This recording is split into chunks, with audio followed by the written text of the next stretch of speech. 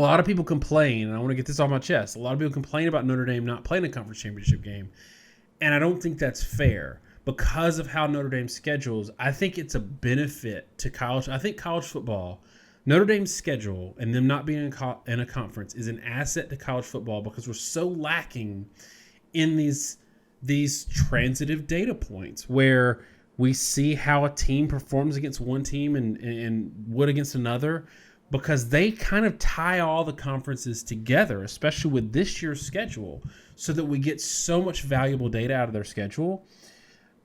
They schedule 10 Power 5 teams every year.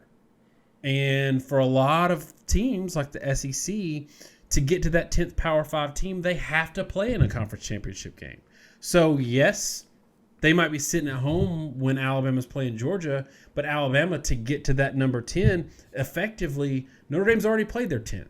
So I don't necessarily think that it's fair to kill them for not playing a conference championship game when, if they were in a conference and they had a 10 Power 5 game schedule, like let's say they were in one of these with 9, they'd be playing Rutgers and Maryland instead of playing Virginia Tech and Navy. They'd be playing Kansas. They'd be playing Oregon State. They'd be playing Arkansas. So because they do such a good job with scheduling, I don't ever think it's fair to complain that a 12-0 or even sometimes an 11-1 Notre Dame team is in playoff contention because they don't play a conference championship game. I don't think that's necessarily fair. Yeah, I think the one caveat I would throw out with that is Notre Dame's choice not to play in a conference championship game or be part of a conference does leave them susceptible to how good their opponents happen to be, right? Because part of this conversation right now is that they're going to likely have 2 top 10 teams in Georgia and Michigan. The difference with the conference championship games is more often than not, you do play a ranked team, if not a very highly ranked team out of a major conference. That's not always true, right? Northwestern last year or the ACC has been producing garbage. 3 of the Power 5 conferences last year had middling teams in their conference championship games. Utah was good, not great.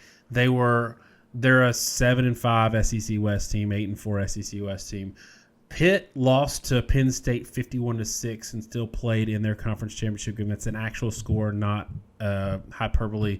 And then Northwestern was okay. Notre Dame actually beat them. That's the other thing that I'm also going to throw back to you is, okay, maybe they don't play in a conference championship game, but they might play 3 or 4 teams that play in conference championship games, which this year, like, if Stanford wins their division, Michigan wins their division, and Georgia wins their division, that's 3 conference championship games. Oh, totally. And I guess my only point there wasn't a complaint about Notre Dame. Let's be completely clear.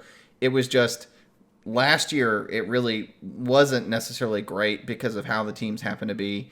This year it looks like on paper they're going to be quite good, though we thought Florida State was going to be a big game before the season started last year, right? I guess the point I'm making is that when you're in a conference, at least most of the time somebody rises to the top where you end up with some better teams in the conference. Notre Dame is more volatile, but I do 100% agree with you to the other point. Notre Dame is the most important team in college football for setting a barometer for how these teams compare to each other and how conferences compare to each other.